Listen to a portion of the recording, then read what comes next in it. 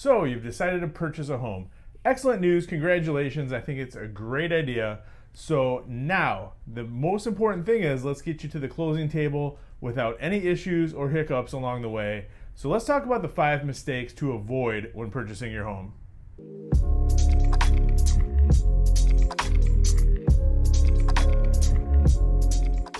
How you doing? I'm Deroit Werenka, broker owner here at M1 Realty, founder of the company. So I started this company in 2014, and we've grown it into the largest real estate firm in the city of Ferndale, Michigan. Now, before we get into this video, I would really appreciate it if you would like this video and subscribe to the channel. We try and bring informative content for buyers and sellers at least once a week, going over every aspect of the real estate process. So the number one most common mistake that buyers make when getting ready to purchase their home is assuming that one pre-approval is as good as the next, because trust me, they're not. When I list a home and I get offers in, I definitely pay attention to where that pre-approval is coming from. All lenders are not created equal, and I'm always thinking one step ahead. I want to make sure that my seller is setting themselves up with a lender partner who's not going to cause any issues, who's not going to delay the closing, who's not going to have appraisal issues. And when I'm working with buyers, it's the exact same thing. I want to make sure that when we write an offer, it stands out among the pile of offers that most houses are getting right now. At the very least, when you're working with a lender partner, you want to make sure that they have excellent communication skills and a very, very strong track record of getting deals to the closing table quickly, on time, and without headache. Now, the reason that you want them to have good communication skills is it really helps with your lender when your lender partner reaches out to the listing agent after you submit an offer and gives them the warm fuzzies, lets them know that, hey, this deal is going to be a slam dunk. It's going to go through no problem. My buyer is extremely well qualified, and trust me, not every lender can pull this off. During the time that a property is under contract, believe there's a lot of moving parts, and the last thing that anybody wants to deal with is a lender that is slow getting things ordered, getting the appraisal ordered, having appraisal issues, having delays with processing, getting things back from their client, and all that ends up delaying the closing and causing headaches down the road. And this is a stressful enough process for everybody involved. So anything that we can do to mitigate that stress and make one aspect of it just run smoother is, trust me, it's a godsend during the escrow process. Now, I will say we are lucky enough to have lender partners that are the absolute best of the best in the industry, and I'm more than happy to give recommendations if you want. So feel free to just comment below, reach out to me. I'd be more than happy to set you up with our lender partners because they really are absolutely phenomenal, and they make deals go through much quicker and easier, and at the end of the day, that just helps everyone involved. Mistake number 2 to avoid when buying a property: not being aggressive with your offer. Unfortunately, at this point in time, this is March 2022 when we're making this video, it is still a very strong seller's market. There is plenty of demand, there's just not that much supply. So what that means is pretty much every house that goes on the market is selling quickly, oftentimes with multiple offers, and there's multiple buyers for every house. So what do we have to do to make your offer stand out from the pile of other offers that are going to be getting in front of the listing agent? Now, I love making deals and getting properties under contract for under asking price, but I got to read the room. This is a sign of the times right now. It's just not in the cards on most properties. So what we need to do is bring our best foot forward right from the get-go and come with a very, very strong offer.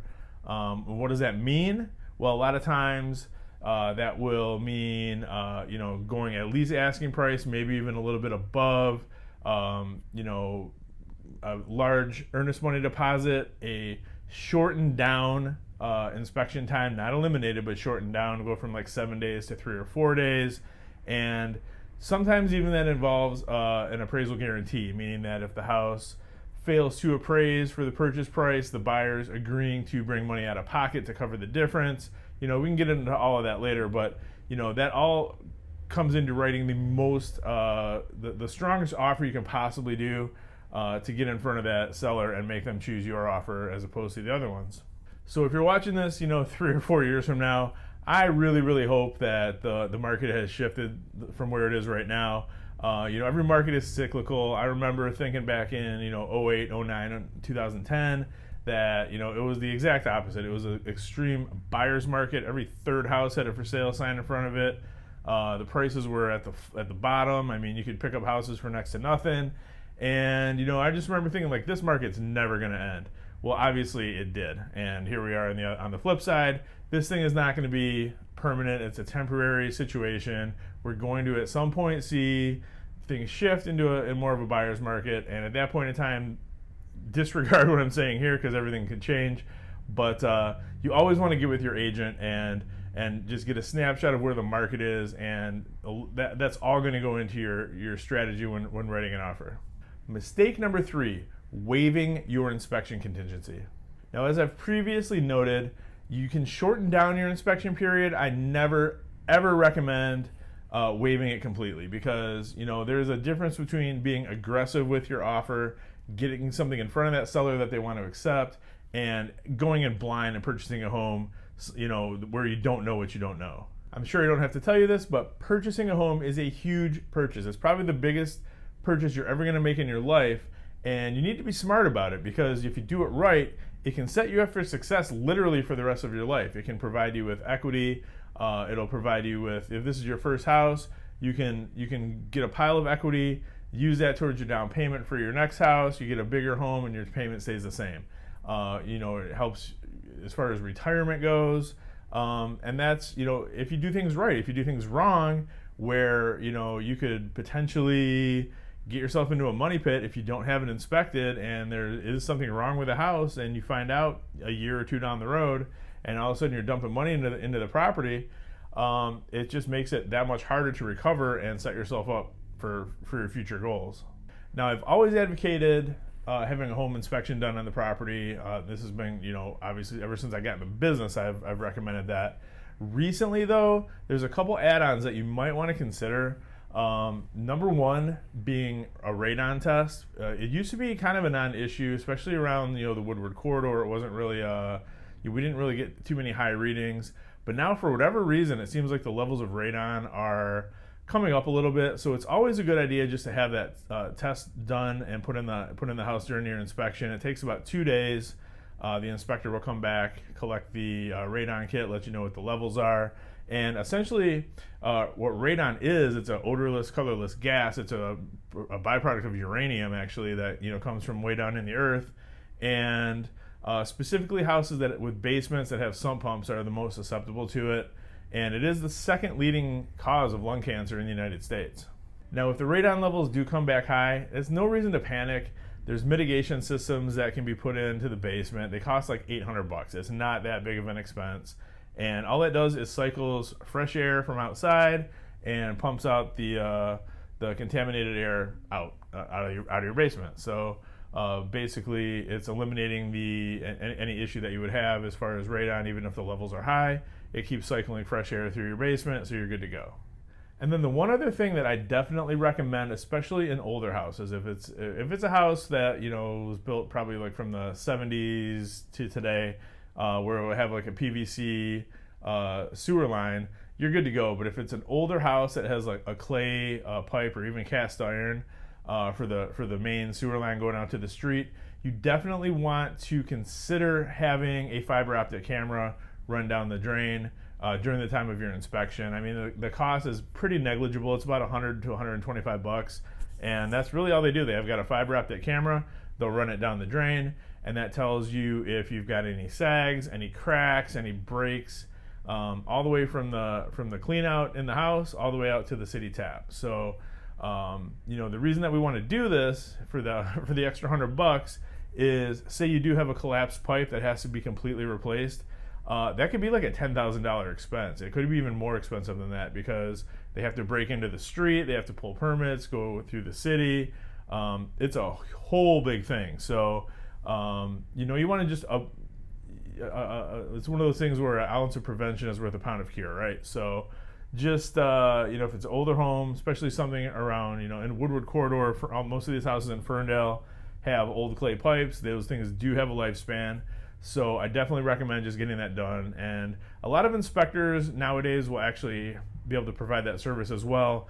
Although there are a couple of companies around town that will come out and do it, and that's basically all they do all day long is drive around, run cameras down drains, and snake them out if necessary. So definitely something that you want to consider. You definitely want to make sure that you keep that inspection contingency as well, just for your own peace of mind. Mistake number 4 when purchasing your home: not paying attention to the property taxes. Now, this might seem like an oddball mistake, but when you think about it, your monthly mortgage payment is broken down into 4 parts, and that's principal, interest, taxes, and insurance. And the one factor that has the most influence on what your monthly payment is going to be is actually property taxes. Now, I get this a lot from people who've worked with other agents who their agent really hasn't done the research as far as the taxes. Sometimes, a lot of this is on the mortgage company too, because they're supposed to be able to estimate what your current taxes are going to be. Sometimes they don't. So people get into a situation where they think their payment's going to be X, and then all of a sudden the property taxes jump up substantially. So now their payment is hundreds of dollars more per month than they were expecting, and that's going to be why. Now, the reason why that happens is the way that property taxes are calculated in Michigan. The county comes through, they average out entire neighborhoods, and some houses will actually get taxed under where they should be. Other houses will be taxed higher than where they should be. Now, if they get taxed higher, you have the opportunity to dispute those taxes once a year, and you go in front of the tax board for the city. You just have to show that your house is worth less than what the county says it's worth, which is pretty easy to do. I used to sit on that board in Ferndale, and we would lower half the people that came in because they were legitimately were paying too much in taxes. But that's beside the point. The reason why your monthly payment could jump up because of taxes is in the state of Michigan, we have what's called the state equalized value. Now, that is roughly half of what the actual cash value for the home is. So say your house is worth $200,000, your SEV is going to be $100,000. Now, your taxable value when you purchase the home jumps up to meet the state equalized value. But the way that the tax law is in Michigan is the taxable value generally goes up slower than the state equalized value. So the SEV is always going to be about half of what the house is really worth, but the taxable value can only go up by 5% or the rate of inflation, whichever is lower. So for the past several years, the rate of inflation has been anywhere between 0.5 and 0.9%. So as the house is worth more and more money, the taxable value can only go up by a little bit at a time.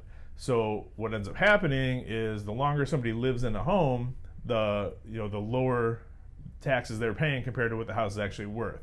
So when you purchase that home, it uncaps and the taxable value meets the state equalized value. So you could have a substantial jump in the amount of taxes that you're paying simply because that number gets uncapped. That's why when you're purchasing a home, it's always important to see how long that seller's lived in the house. If they've been there 20 or 30 years, there's a pretty good chance that your tax bill, when you get it, is going to be a lot higher than what they were paying currently on the taxes. So, and that's all stuff that's easy to find. That's all public records. Your agent can easily get that access and information. And as a best practice, it's always just a really good idea just to relay that with the loan officer, because they're the ones that are going to be setting up your tax escrow as part of your monthly mortgage payment, where they put X amount of dollars per month into an account, and that way when the taxes come due, it just gets paid. But that's assuming that they have the taxes calculated right, because if they don't and there's a shortage, they're going to add that on to your next year's payment. So for a year or two, you could be paying way more than you expect to, because you have to make up a shortfall plus the taxes went up. So in order to avoid that, that's never fun. So we just want to make sure that we can avoid that at all possible. And that's one of those things that you need to talk to your agent and your lender about right from the get-go, just to make sure that everybody's on the same page and you're not going to have an ugly surprise down the road. And finally, mistake number 5 that people make when buying a home is buying anything else while your home's under contract. Don't do it. While your house is under contract, this is something that shouldn't take any more than a month, and depending on the lender, if you have the right lender, you can have a clear to close ready to go within about 2 weeks of getting a house under contract. During that time period, you don't want to do anything at all that messes with your debt to income ratio or your cash reserves. The other thing you don't want to do is like change jobs in the middle. I don't care if you get offered a huge job with a massive pay increase. Before you do anything, just run it by your lender. We got to make sure that the underwriter knows exactly what's going on. Otherwise, it almost doesn't matter. You could get a new job making a lot more money and still not get the house just simply because you changed jobs during the time you were under contract. If your car dies while you're under contract, run it by your lender first. But I don't know, ride a bike, take an Uber, do what you got to do. Last thing you want to do is create more debt or make a huge payment that you have to explain to the underwriter while your deal is under contract. And I know this from experience. I've seen this more than once. I've had more than one deal fall apart because while we were under contract, the people went out and bought an entire house full of furniture, put it on their card, or even if it's like same as cash, zero down, financing, whatever, it's still debt. And it got to the point where that messed up their debt to income ratio to the point where they had a house full of furniture but no house to put it in because they couldn't get the mortgage. But the rule of thumb is just run everything past your loan officer. If he or she says you can do it, then go ahead, you got the green light. But other than that, just don't spend any money. Like, the last thing you want to do is jeopardize anything during the time where that deal is under contract. Once it closes, you're good to go. Take out a lease on that Bentley, buy a boat, I don't care. But before it closes, you are at the mercy of the underwriter and the lender. So just be smart about it so that you don't set yourself up for very big disappointment down the road. And obviously there's many more tips, but these are the top 5 that really came to mind today. So if you have any other questions, always feel free to reach out. You can always call or text me at 248-561-6155 or email me, dwerenka@m1realtor.net, or just leave a comment down below. I'll be happy to answer it. And as always, I really appreciate it. Guys, thanks for taking the time to watch this. And if you would, just like this video, subscribe to this channel. I'm going to keep bringing content for you. And if you have any questions that you'd like me to answer, just let me know and I'll make a video specifically for you. Thanks a lot. Have a good day. We'll talk soon.